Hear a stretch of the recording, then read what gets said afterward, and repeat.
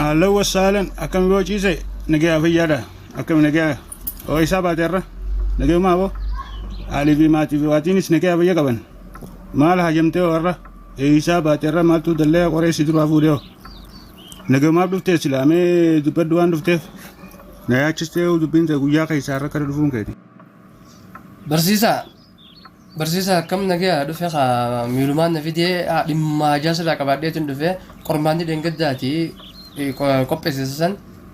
سري جهاتي هن أركني أكير ديبتي وركاس الناخنة توم بربادة شكيلان كبا برسيسا خو قلتومي باجي تكان سدين كسي فردا أكان هدو سجالة دوفي نخبر جوز لبيتا تيس هدو سجالة دس خبجا خناف دقيقة مرواسة أكان هخنتي إردي بيو قربان سرتي كاجبدي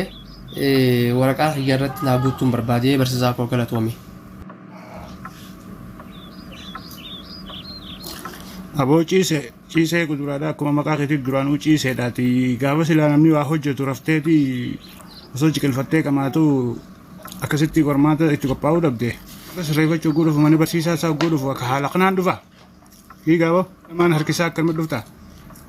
zabana miilaan deeman hafee jira bar zabana harkaan deemaniiti harkaan illee deemuu beektu harka duuba akkanuma harka rarraafattee dhufte yoo wayi ajaa'ibuma immoo gaafa akkana beektaati.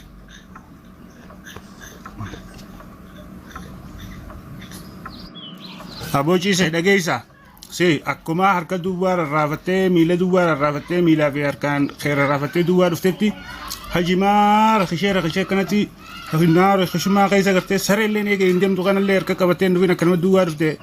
waa hundaafuu jiitti waajjiratti haawala garuu nageetti baafadhuma nageyaan dafii baafadhu asii kooti sin harkinani.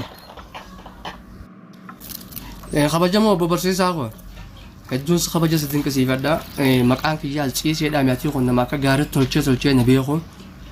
qormaata dabarsan sirri jechaafiin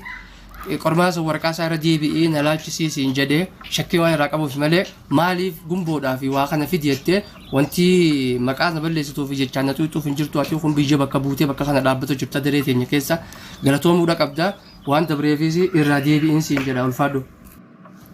Aboo dhageessu himmati waa hundaafuu kaa. Miilaa fi harka rarraafattee harka duwwaa dhufte duraanuu yeroo jimaan deegeen deemtu kanatti harka duwwaa rarraafattee dhuftee akkuma duwwaa dhuftee rarraafadhu kutiin siin jedha luqqa'ee kutii